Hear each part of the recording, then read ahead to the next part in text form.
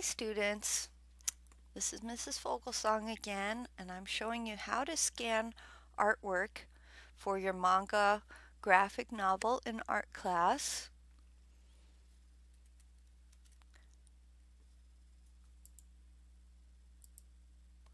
Here's what a scanner looks like. You need to lift up the lid carefully and place your art inside the scanner with the colored images down against the glass.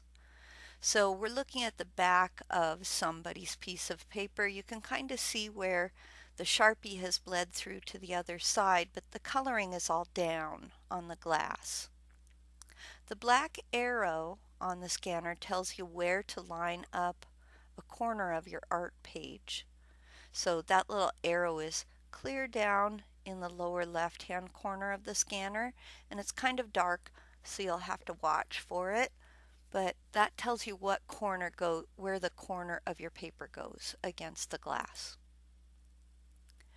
Now the scanner icon is shown here in red, but you don't need access to the icon in order to use the scanner. However, if you're sitting at a computer that doesn't have that scanner icon, you're not at a computer that can scan. Only 3 of the scanners are hooked to 3 of the computers. So when you're done scanning a page, it's best to correctly remove your flash drive and then go to your own computer to crop and rename your images from another computer. Remember, the purpose of this class is to create a manga graphic novel book.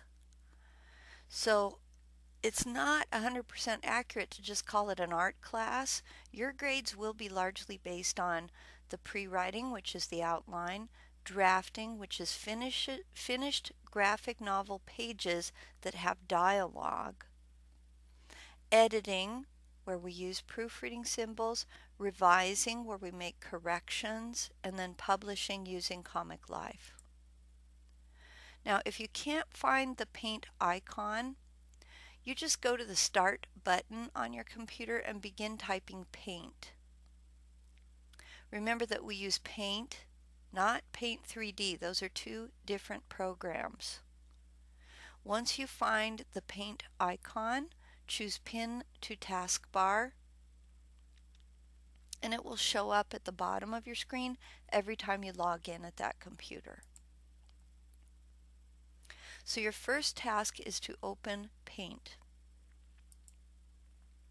Next, choose File, which is the little blue tab, and then from File you want From Scanner or Camera. Next, scan it. You hit the scan button. A bar will indicate that you're scanning. When you see this little bar showing green going across it, do not open the scanner. It can actually hurt your eyes. It's very bright, the way a flash is bright, but it also causes the scan to be done incorrectly. If you open the scanner, you'll have like brown spots in your image. When you first see your image, it will seem really large and it may be upside down. You can change this in Microsoft Paint later on, and I'll give you another tutorial to show you how to do that. Make changes to your scanned picture from your own computer. That way other kids can use the scanners if they need them.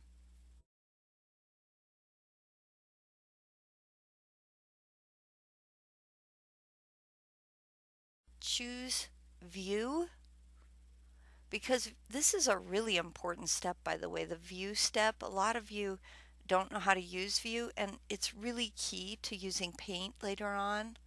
So go to View, zoom out to make sure the entire image was scanned and that it doesn't have, like I said, brown spots on it. If there are wrinkles in your paper, sometimes that will create a weird brown spot.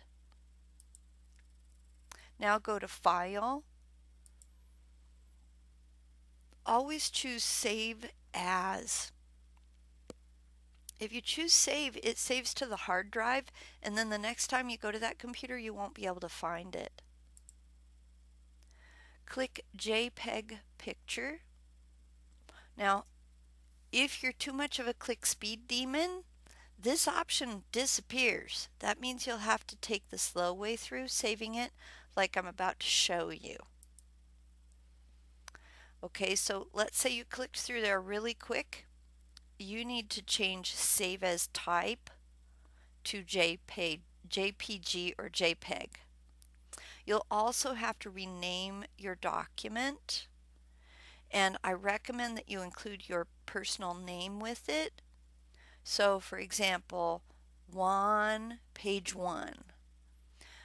The reason why is because we're often sharing flash drives and computers, and you need to be able to tell your stuff from someone else's.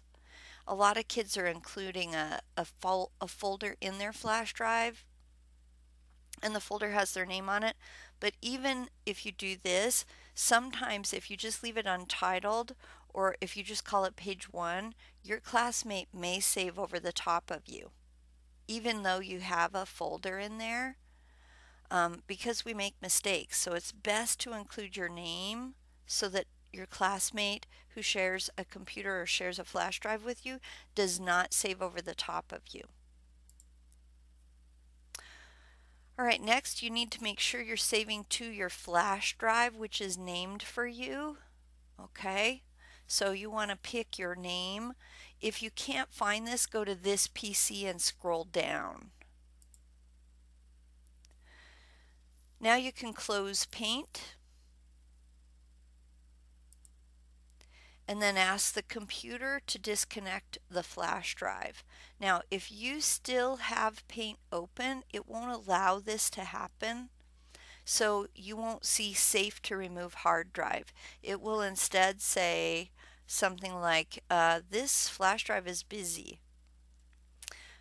So in those cases, sometimes we have to shut down the computer to remove that flash drive.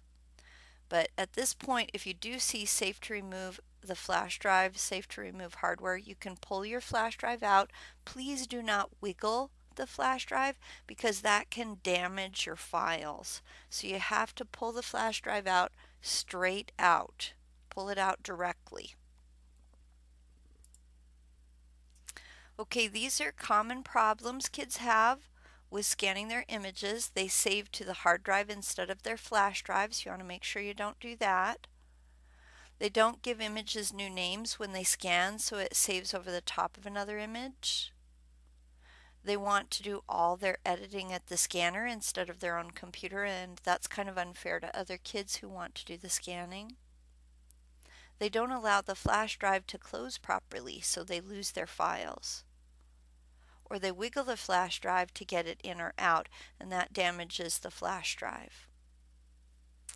Okay, that's all I have for you. Thanks for watching.